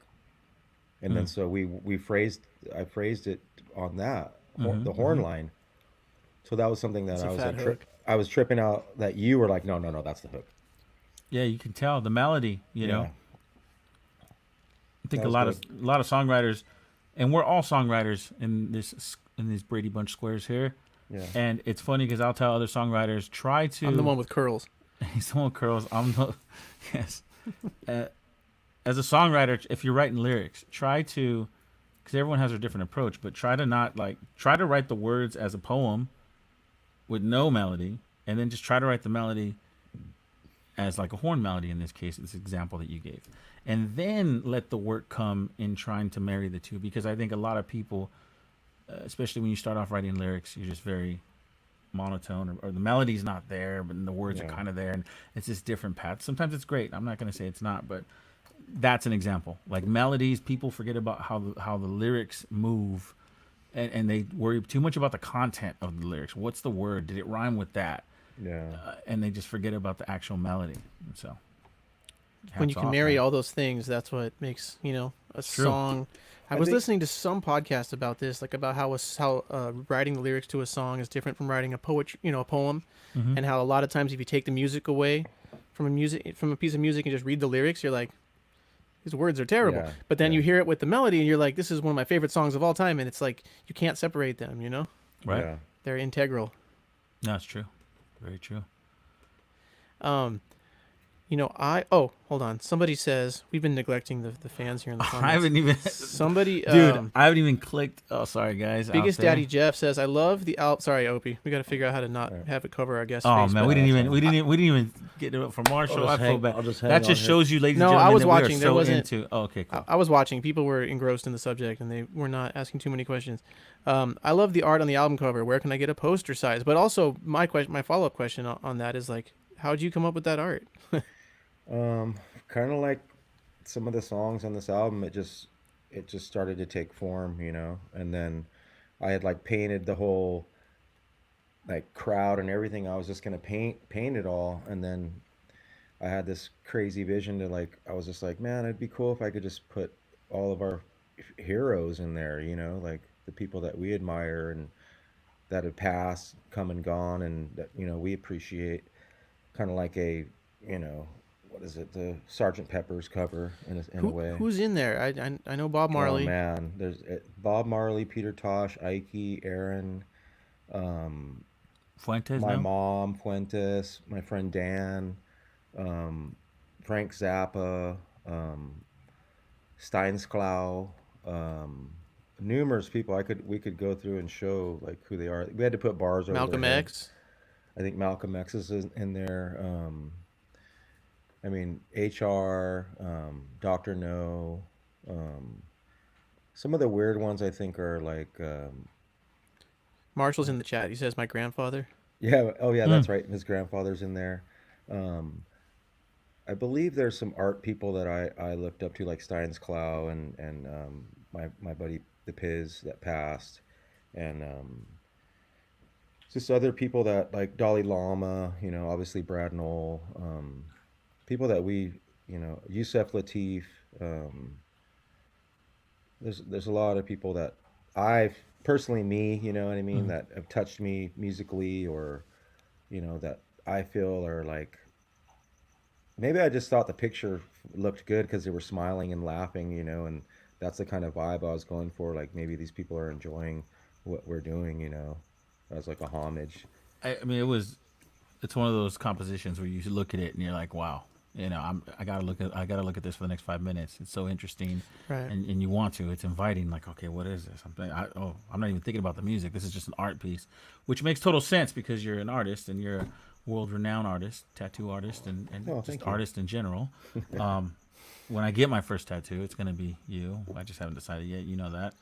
I'm gonna give him the tattoo, and it's gonna be you, Opie. Yes. I You know told what? him about the sublime yarmulke on the top of his head, kind of. Oh, for the yes, Jewish Sublime fans out there. I wanted to touch on something. Serious with you. No, it's not that serious. Reggae serious, yes. Okay. So from my perspective, when Devin joined the Long Beach Dub Allstars, I was kind of the bridge to bring him in, and I had known Opie X amount of months, years, whatever. I've known Opie for a little bit though, off and on, and then obviously we became closer as I joined the band, and. For the audience out there, I see these two different personalities, for better or for worse, whatever, however you want to call them. But it's just, two different dudes. And I was like waiting for the moment. I was waiting for the moment for these two cats to bro down because I knew it. It was like maybe Opie or Devin's probably looking at the other one, like, all right, you know. And I remember, I forget where we were at, but it was after a show, and I think me and Devin were sharing rooms or something. Opie was coming in, and we were drinking and just listening to. I mean, I thought I knew reggae. I remember when it was. It was we were doing it. We flew in to play some shows, and we played early, I think. So we were back at the hotel, or we were like in this huge backstage area, and you were like on a bomb one, and you're like, you're all play. I want to hear some shit. Like you're like, I want to hear the dopest reggae. Like, what do you got? Right. And then it was just like me and Devin were going back and forth, and you were just like, whoa. You were like all stoked because you didn't have to like play any music. You were just like listening to all the crazy shit we were playing. I remember that. Go ahead, Raj. Devin. No, I was gonna say I hit- remember that because I didn't know that Opie was so into like digital '80s Jamaican stuff. That's what I was talking And about. that's like that's my stuff. You know, like Right. you know, in LA, everyone's so into ska and rocksteady and early reggae and roots. And you don't get a lot of people, with some exceptions like the Dub Club, who are really into like '80s digital stuff. So as soon as I was like, oh man, I'm in a band with some dude who really knows a lot about like digital stuff, that's when like I was stoked to just be like, okay, what about this tune? But I remember that night because I dig pretty deep and I pride myself on like knowing a lot of stuff, and I don't think I knew a single song that Opie played that night, and they were all bangers. And Roger and I have talked about this before, like to other people, like how Opie's probably more than anybody I know that dude who not only has like a giant music collection like on his phone, but it's like great taste. No matter what genre it is, you're like, what is this? I've never heard it before, and like I can't believe I've never heard it before because it's so dope. That was that night. We all have the people that are like, hey, you gotta check out this band, and maybe you do it to be nice, or maybe you're like whatever, because you know their track record isn't all that good. I'm gonna say it's just not because he's on the show. It's just No, 10 we for always say 10. it. His track record is perfect. If Opie's like, check out this band, my ears are boom. You know, Karambin, I was the first time Oh, I ever yeah, heard that Karambin. band, and they're Karambin's freaking the amazing. shit. They're, Yeah. you know, I play them constantly. I mean, we're talking about bands that now you're listening to them after you talk to Opie about that, and so anytime we're backstage and Opie's playing something new, you know, ears are up for sure. But how'd you get into '80s digital stuff, Opie? I wanted to ask you about that because you told me some stories about like Trip on this. you giving Brad a tape and stuff like Yeah, that. trip on this. So Long Beach, like Marshall was saying, like Long Beach is an international town. So there was a record store called Culture Beat Records, and it was owned by Courtney, this dope Jamaican dude. And he didn't have a lot of money. He just had a little record store, you know what I mean? But that was our spot to go get vinyl or tapes or anything, before there were CDs. So we would go there, and we would hang out. You could get weed, and he was like a true individual that you could sit there and have a conversation with. So like I think there's like early pictures of Sublime inside Culture Beat Records, and they're just chilling in there. And there wasn't like a huge amount of records on the wall or nothing, you know what I mean? Like he like devoted his life to this record store in Long Beach. It wasn't until later when he moved the location to downtown that he started having like, I think I was thinking about this earlier today because I was listening to Coco T. He had Coco T do it in store there, Whoa. and we were there, and we were like sitting in the front of the record store, and you can't really see what's going on in the back, but all you heard was Coco T wailing on a dub plate, and we were just like mind blown, like this is what it is. And so when Coco T came out and was just chilling with us, we were just like, oh shit, mind blown again. Like this dude is just so like real. Like he's just a person, you know what I mean? Like, but he's a legend. So that was like a huge part of like our connection to getting all those records and starting to study, like the DJs, the sing Js, the everything about dance hall music. So that was like the beginning, and then once we heard like computerized dub, it was over. Yeah. That was like it was like mind blown. Like me and Brad would sit there, and me and Brad, Miguel, and everybody would sit there and freestyle over computerized dub like for all night, because we just thought like this is the shit. This is like next shit. We're mind blown. We're like wasted, partying, and people don't even know what this music is. They're just like looking at us like we're aliens. I can only imagine because, I got into reggae way, after that stuff had already come out. And there's not too many times in life in any music genre where, um, there's like a really revolutionary change happens. And even within any genre in the world, I can't think of one more literally overnight than the change in Jamaican music in 1985 from band to computer. Yeah. It literally happened at one dance where Jamaica one day was all bands. The sound system happened that night with the slang tang rhythm, and then the next day, no one was doing bands anymore. All the musicians were out of work, and it was computers. And so I can imagine you guys like being in Long Beach, already being into hip hop and being into reggae, and then hearing like, oh shit, this is something totally different. Like I can imagine how mind blowing that must have been. Well, we were into rap also, so Yeah. it was like we were listening to all the different genres, but like once you hear that computerized dub, like nothing compares to that. Like you're just going like, oh wow, like let me meld into this. Like what's going on right now? It's special. Yeah, Yeah. things could hit harder, because you're computer based, so it's like, Oh yeah, how you're things were mixing. definitely more punchy and like tones were just like popping out and like this crazy sound. So we were just like going, what the hell was that? Like, and when they started dubbing it out, you're just going, you're like, whoa, am I on drugs? When you're not, you're just like listening to some music. Right. I'm gonna let's get a little cheers going on real quick, guys. I Cheers, wanted to do everybody. this. No, up to the camera. Put your thing up to the camera. I Oh. want your cup to touch my cup. Oh, I see. Can. Okay, cool. Mhm. There we go. Beautiful. Ladies and gentlemen, if you're out there, we have Mr. Opie Ortiz with us from the Long Beach Dub Allstars. Me and Devin are fortunate enough to call ourselves a Long Beach Dub All-Star at this point, and we had a new album drop a couple days ago, self-titled album. Go get it. Spotify, iTunes. I'd like What to hear other one more spots? story from Opie about like one of the songs. I mean, because I've been watching all the interviews, and like Owen's Brother's been pretty well talked about. Youth has been pretty well talked about. You talked about Dream and Tell Me. Um, what about a tune like All Gone Crazy? I feel like that's one that that people are gonna really like the more they start listening to the record. And that's one that hit me when the first time I heard it, because that was from the first session before I joined the band. So I hadn't heard that one at all because there was no plans to play it live, and I didn't need to record it. And I was like, "Whoa, this is a good tune." What was the story behind that song? Um, I believe Miguel wrote the structure for that. Correct me if I'm wrong, Roger.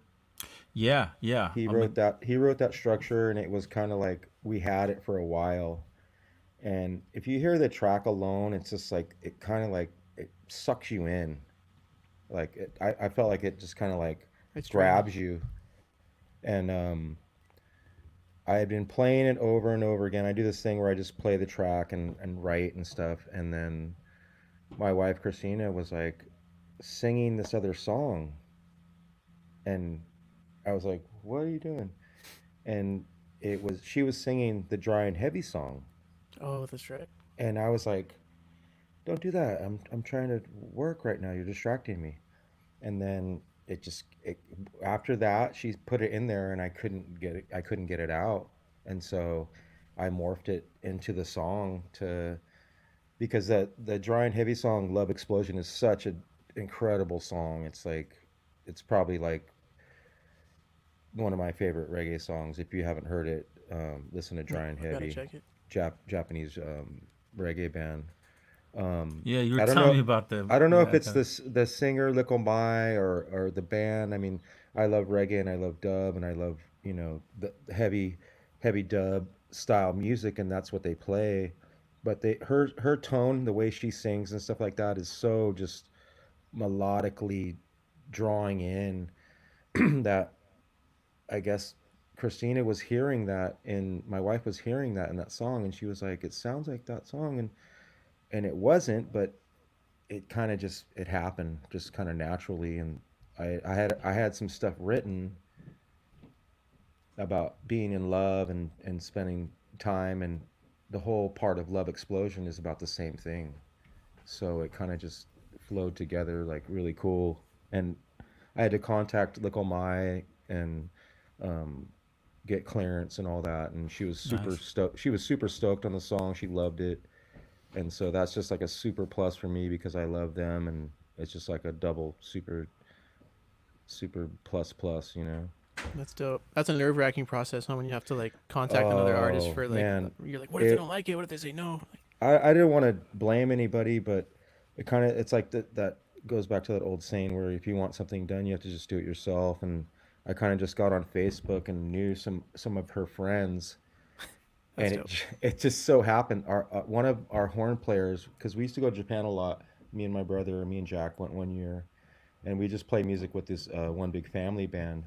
But OG is the sax player that played with us for a couple shows, and he was in a band that was just so happening to be playing with her like coming up in a week ahead. So I was emailing him through Facebook, and then he told her, and so she checked the email and everything went through like, no problem. That's dope. We got some questions, huh, Yeah. Devin? Yeah, let's I was gonna say Let's hit that Sidewinder one. yes.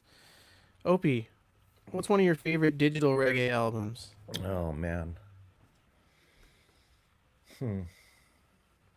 I mean, obviously Slang Tang Rhythm, computerized dub. Um, there's a lot with Courtney Melody that I really, really love. Um, He's one of my favorites too. yeah, Courtney. I was listening to some Nitty Gritty the other day that I really, really haven't heard in a long time.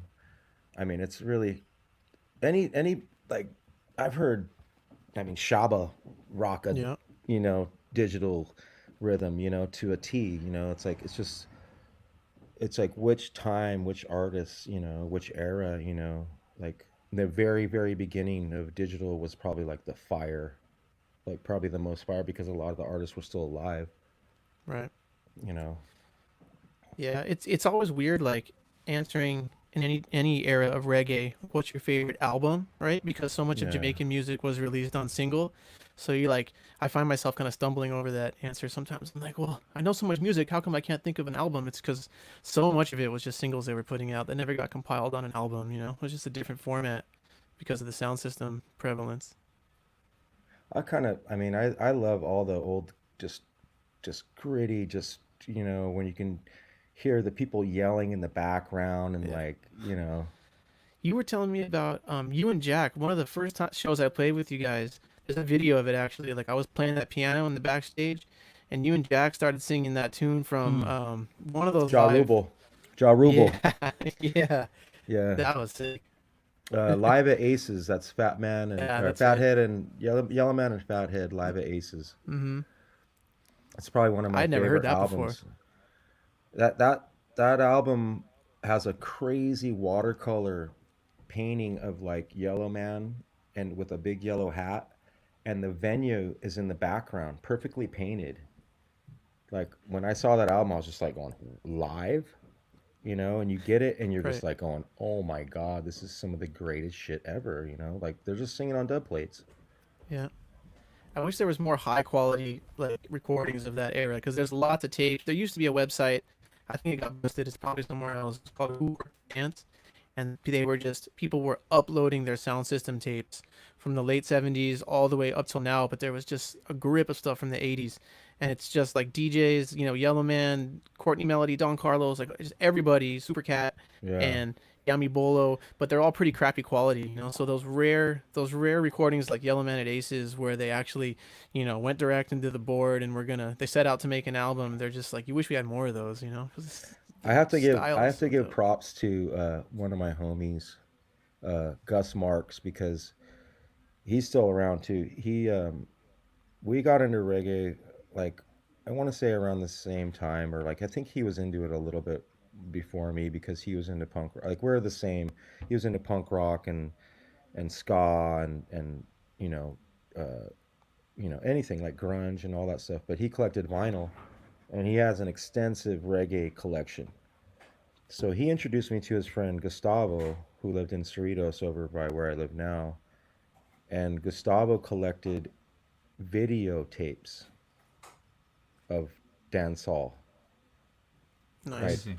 that like it was absurd to me at the time. We would go skate Sadlands because we were skaters. We'd go skate Sadlands with Gustavo and Gus, and then we'd go back to his house and smoke weed, and we'd watch these dancehall clash videos that he bought. And it was like the most insane. It was like kind of like my introduction because I was kind of like, it was kind of like the culture beat record days where I didn't have money to buy all the albums that I wanted, but I knew the owner, so he would like, give me a break or something like that. But when watching and listening to an artist is totally different. So when you're watching Tiger live, Tiger's crazy. you know what I mean? Like that was one of my favorite artists, Tiger. He was like, I read this thing that his first album, what's it called? Me Named Tiger. He played all the instruments and sang Crazy. on the whole entire album. And if you listen to that album, Roger, you'll be like, damn, this dude's fucking good. Right. Like, There's some dude, go look up YouTube, any YouTube of live Tiger. Oh, It's he's nuts. hilarious. Even if you listen to like his recordings and you're like, I don't really like it, it don't matter. Watch some live Tiger. Oh, Actually, man, there's one at like sure. Sunsplash one year or something where it's just insane. It's insane. Is that where he's Wow. like picking up all the photos, the Polaroids and stuff? Yeah, I think so. Just his lyrics though. He would write. He's like a super smart dude and would write these like really funny songs that were really witty and like kind of carrying on like the calypso and like mento tradition of like Okay. these really Yeah. like tongue in cheek songs, but being like really clever about it. But Right. over dance hall.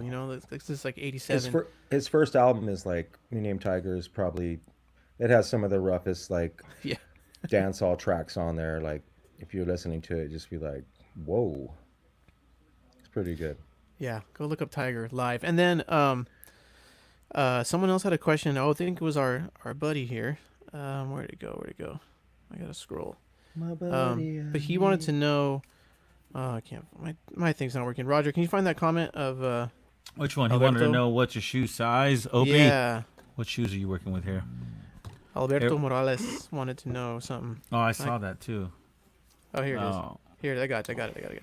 I'm He wants to know, what artists do y'all listen to that no one would have guessed that you listen to? That question is for all three, but probably most interesting from Opie because, like we said, he's got a giant music Yeah. collection. Yeah. Check it out. Okay, so I am really into like Cal Jader. Nice. So if you're into Latin jazz, Eddie Palmieri, Willie Bobo, Cal Jader. I'm really into Latin jazz, but I'm also into like Japanese funk. That's crazy. Yeah, yeah. There's some Japanese funk band it's like if you wanted to be totally honest, like you wouldn't have to listen to any new music for the rest of your life if you went and started studying reggae music. You know what I mean? Like dancehall, roots, and all Right. that. There's so many artists. But once you go into like Japanese funk, it starts to get kind of wild, There's some stuff, Is that like contemporary stuff? No, it's usually like 60s, 70s, Oh, wow. like it's like older stuff, but like some of it varies. It's not like doesn't really classify as funk, but there's a lot of like I don't know what they call it, jazz. They might call it jazz. Right, right. What are some groups from that Oh, genre? I had the name too. I could look it up. It's a Japanese name. Hiroshi. You just throw Yeah, symbols. right. You just throw symbols up, and I'm like, No, oh, I okay, cool. actually I have it here, but it's not on here. I listen to it every morning. It drives my lady crazy because I listen to like some of the same things over and over till they build on me. Right.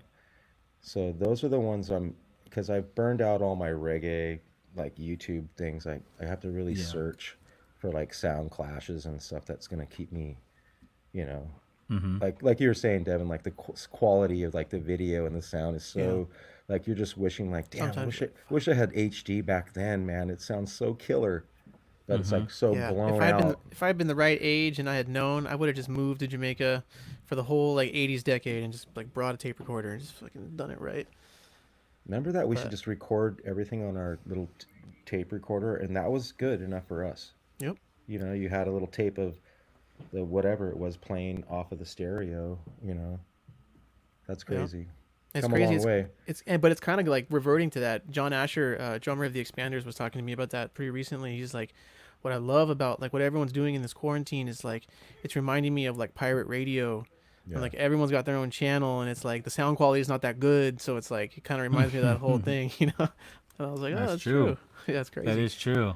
Kind of like the demos when we were doing demos, and then you hear them later, and you're like, we record them, and then we're like, no, I don't like that song anymore. Let's go listen to the demo again. That demo-itis. Yeah. Demoitis. It's a thing. Yeah. Alberto wanted to know from you too, Roger, that same question. What was the question again? Sorry. Music that people would be surprised that you're really into. Man, I don't know. I don't know. People be surprised. Damn. Right, I need to think Skinhead about that. reggae. You're a pretty open book with your taste. I mean, I am. I'm pretty open. Don't lie. I think you Skinhead listen. reggae. I mean, people. Okay, I'll give you one.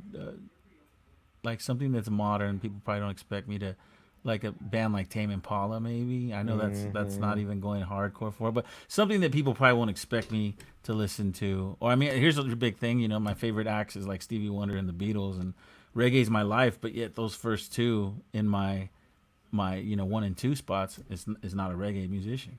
So I don't know if that's okay or not. But Yeah, that's great. so there you go. How about you, Devin? What's your and give us something. I'm kind of similar to you, but like I really love when I grew up. You know, my mom listened to a lot of old country music, like country from the the 50s through the 70s, through the maybe through the 80s too. And I grew up loving it, and then I took a long break from it as I was becoming like a teenager and getting into my own music and stuff. And then in the Expanders, Butcher was really into old school country stuff. Yeah. And he would listen to it in the van all the time. So I started like really getting back into like, because he plays songs and I'd be like, I know this song, and I'd realize, oh, like my mom used to listen to this, but it's been 20 years since I heard it, So like George Jones, Merle Haggard, I really love Roger Miller, stuff like that. David Allan Coe. Yeah, man. You got to hear David Allan Coe's prison songs. I don't know David Allan Coe, so fill me in. I feel like I'm missing something here. Dude, David Allan What's Coe he is about? like a gnarly country artist, and he has one of his albums is like Pink, and he he went down to Jamaica to record it in Jamaica. Okay. So it's like he's in the water with his Levi's on and his big old belt buckle and like his gnarly tats, and I was just like, this don't know, motherfucker. though. I was like, So this dude's bad. He's pretty bold. Yeah. No, he's gnarly. David Allan Yeah. Coe is like super gnarly for country. He's rad. When you said that Crazy. his name, I was thinking of someone else. I don't know that I know him actually. He's like a outlaw, super outlaw country artist. That's We should dope. probably do a cover of one of his songs. Reggae songs country songs can make great reggae songs. I've got a few yeah. George Jones in my pocket that I've actually like been wanting to do. As soon as we can Yeah. get back into a room together, I've got some George Jones songs that would make great reggae songs. And a lot of Jamaicans were listening to all that stuff. Like Josie You hear- Wales. yeah, exactly. And you hear him shout, and like Peter Tosh in the early days did that cover of Little Green Apples. That's a Roger Miller song. They were listening to that stuff for sure. Yeah. And you can hear it, the melodic. Maybe that's why I like it so much. I mean, or maybe that's what got me into Jamaican music. I don't know, but like you can hear the melodic similarity, the storytelling and the lyrics, the beautiful harmonies and stuff. Like if you don't like country, like listen to a reggae artist sing a country song and then you'll love country. It's country's one of those genres that Give me unfortunately one. Come because on. of I'm up what's for the happened to challenge. it. I'm Oh, up yeah, for this yeah. challenge. Give me one because I'm not too much. Okay. I'm gonna piss off our country fan demographic. You ever out heard there, Brigadier Jerry? but- Yeah, of course. Okay, so he does a version of what is it? Elvis Presley's what is it? He died with the M16 in his hand in the ghetto, Oh, in the In the ghetto, on a ghetto. cold and Yeah. Okay. But Brigadier Jerry does a See, I know killer, already. I guess I am a country fan. live version of that. Let's talk about a country tattoo. I need one. And right, Oh, Aaron two- in the comments is saying Willie Nelson cut a reggae album. And didn't Yeah. And Willie just work with- Nelson was on. He was on Toots and the Maytals. Toots Hibbert Yeah. did a whole Yeah. like. Yeah, Didn't he do one with like Toots and With- like with Willie Reba Nelson and like Toots. Willie? Yeah. yeah. He had a whole album I think that was dedicated to that idea something Toots, like that. Toots is one of those artists that I feel like like everybody in all of reggae. If you're, I mean, in all of music, if you're a musician, you know Toots and you like Toots, and they all want him on That's right. their Let me turn albums. the So there's light some on. cool Toots collaborations, you know. Yeah, for sure. Look, you pissed him off. He's gone. Hey, Can you turn the kitchen light on? It's almost 7:45 here. yeah, man. Whoa, look at my snow beast. Oh yeah, I see that in the background. Snow beast. Hey, I need one of those hats, man. I have one. Show the Here. put the hat up to the camera so that people can see what. Oh yes, Yeah, and you see Crispy. Devin wearing it every now and then, and I had one, and then yeah. It That's got my go-to smashed. hat. I switched I to the need one, Opie. man. Actually bought me this hat from the Deschutes Brewery. he in did. I Bend. remember it was for your Yeah. birthday, right? It was around. Yeah, it was a little birthday present. Hey, what's going on with Deschutes? I mean, it's like it's meant to be or something, I guess, right? If people at Deschutes call us, let us know what's yes, up, please. man. We want Cesar Get Camacho a is deal saying, going. "Goddamn guys, with this breakfast toast track, so much skank." You little skank. You little to skank. skank it up. Dude, you know what I remember from Breakfast Toast? Because I was part of that session. I remember when we had it all down, we were like, we need to go and do like gang vocals. And we all went in that room. Yeah. And we were like, beer, shots. Beer, beer, and beer, then- beer, beer, beer, beer. Yeah. yeah I remember. So we all had to like And then- pretend like we were at a party. They was like, What was okay, that? everyone like talk like a party. And then Remember Opie's me- going to be. Roger's like, me and Roger were like, riding that The train. train. Yeah. Yeah.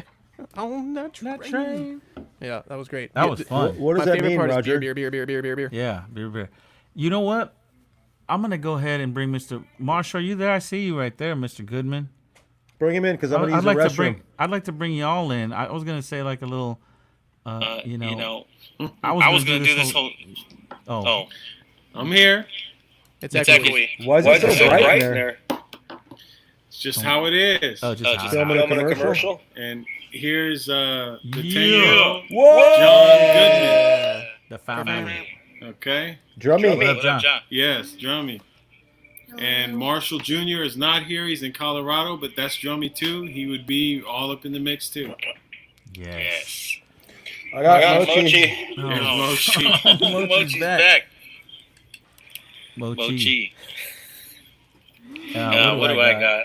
You You got got a a mean echo echo going going on. Marshall. Marshall. What's that? You got You got a mean echo going on. I I think think because you you don't have have headphones. headphones. It's It's dubwise. dubwise. Yes. Yes. Dubwise! That is literally computer dub. Computer dub. There we go. Yeah, Okay. Let's go. That is Yeah. bad. Well, Sorry about gentlemen, you that. guys are That's now okay. here together. We're gonna go for another 2 hours, and Let's do this it. This That's is called 2 hours. rapid fire question. I'm out of drink. This is called Let's rapid consolidate. fire. Okay, we don't want you to elaborate too much on this. Left. Devin, I actually thought of this right here this second. Now that we have Okay, all four of let's do them. it. Opie and Marshall, rapid fire questions. Rapid all right, fire. I'm gonna start this. Favorite cereal, Marshall. Lactose intolerant, brother. Favorite cereal, Opie. Babylon cereal. Babylon cereal. Okay. Okay, there you go. Rapid fire question, Devin. Ask a question. Which stuffed animal is currently above your bed? No and no. Babylon. We're striking out. I know. Marshall, what's your favorite color? Green, but the stuffed animal, the knew it. backboard to my bed is padded. No stuffed animal. So, Devin, hold on. Devin, do you have stuffed animals above your bed? Like, what are we doing? These questions are for you, not me. Okay, I go like- ahead. Opie, next. like There you go. There's Opie. Wood There's and Opie. owls. There's some wood. Someone says favorite beer. Go quick. Oh yeah, there you go. Favorite beer. See, they're throwing questions. I'm easy. Bud Light, but I Mexican. love Deschutes and I love Modelo and I love everything. But I may be telling on myself that I'm an alcoholic. But, beer. The What's one my that you're favorite buying. Beer? Beer. Beer, the one that you're buying. Thank you. Yep. Opie. All right. What's your favorite item on the Long Beach Dub All-Star Rider? Favorite item. Avocados. Marshall, favorite item on the Long Beach Dub All-Star Rider. What Relish. is the sweet drink? Relish. Yarito? Warito? Relish. Oh, relish. Yeah. Okay, Relish. Relish it is. I Mayonnaise. still got it. Spicy relish. Mayonnaise. Exactly. Devin's is mayonnaise, right? sorry. Relish. Relish for me. Mayonnaise for Devin. Mayonnaise like Devin. Mayonnaise. Reed says whiskey or tequila. Ooh. See now, I could See- go either way, but I was tequila. drinking whiskey tonight, but Oh. me and Opie drank tequila before every single show. When it was toward the end, like 2001, the last shows and all that, Mm-hmm. me and Opie drank 1800 or above. Yeah. Wow. We waited. Now- we didn't drink. We now- didn't drink anything all day. Remember that, Opie? Yep. We didn't drink anything all day. And then right before the show, we went to the bar and we had shots of 5 1800 shots. at least or above. We had 1800 or above. So it was good tequila Right. or above. So I don't know. That's a hard one. I drink whiskey all day, but I'd have to tie myself to that tequila. You drink whiskey all day? Look, This empty. guy. Both. Empty. Proofs of the pudding. You made Opie take My off wife his hat. brought me this. I made myself this. They're both gone. I like it. I like it. Dang. Tabasco okay. or Tapatio is the question in here. Yeah, Tabasco or Tapatio? Opie? Look at Opie. Modelo. Dang, Opie's got this straight. That's on our rider. I like That's it. on every It is show on our rider. rider. Modelo, right there. What was the question? Tabasco or Tapatio? Come on, bro. Tapatio. They're asking. Oh, okay, I like that. Tapatio. Yeah, bro. Tapatio you know, from on the Tabasco is like Tabasco's vinegar. like some. It's almost like two different things. It's like in my little book. baby stuff. Yeah. That's what Tapatio you has give a your little baby. more girth. Waffle Yeah, House, little more Waffle body. House, Waffle House, or Cracker Barrel. Oh. Let's just be Waffle House. Now we're on the You- hard yeah. questions. Roger, what's Yeah. mine?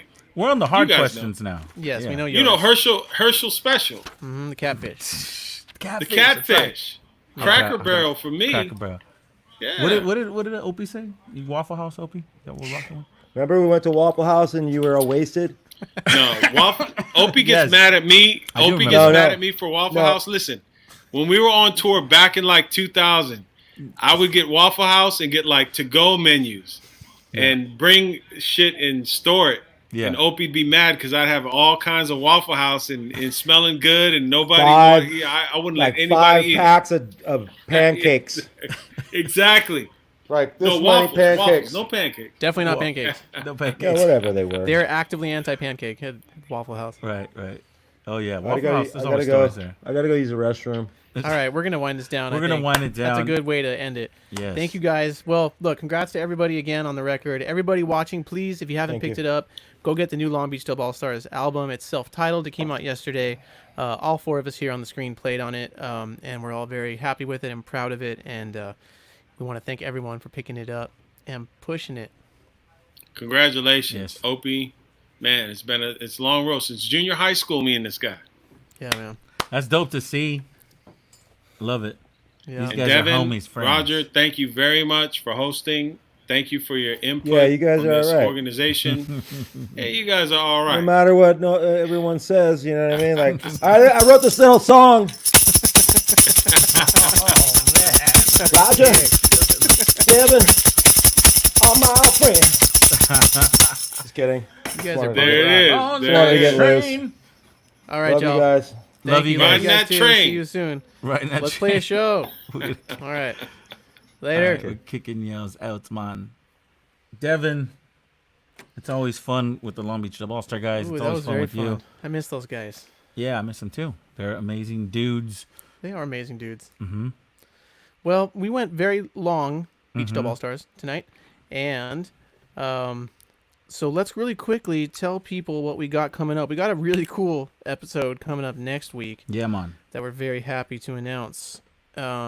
Next week, our guest will be the one and only Anthony B.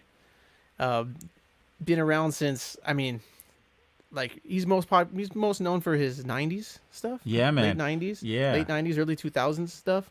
But he's been making great music up until right now. He's got new music out that they just sent us. That's amazing.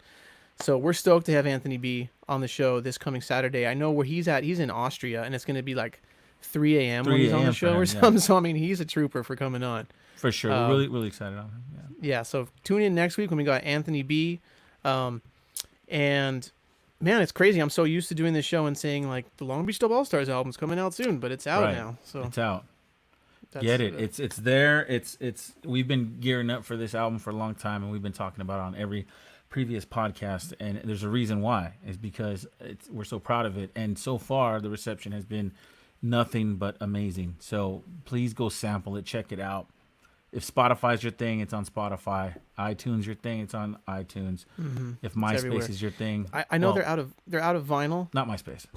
It's on MySpace. Oh, MySpace. They're out of vinyl, but it's already coming back. They've got it ordered and it'll be here soon. That's so go right. Order that vinyl I've seen too. people be asking about vinyl and about their order and everything. Everything's gonna come.